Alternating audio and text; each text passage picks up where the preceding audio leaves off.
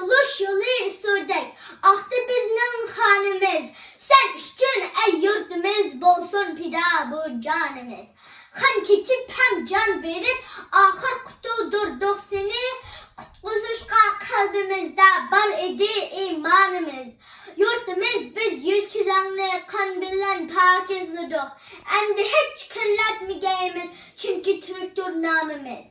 Yarı hemden boldu bizden himmetimiz sen üçün dünyanı soğurgan idi himmet bilen ecdarımız.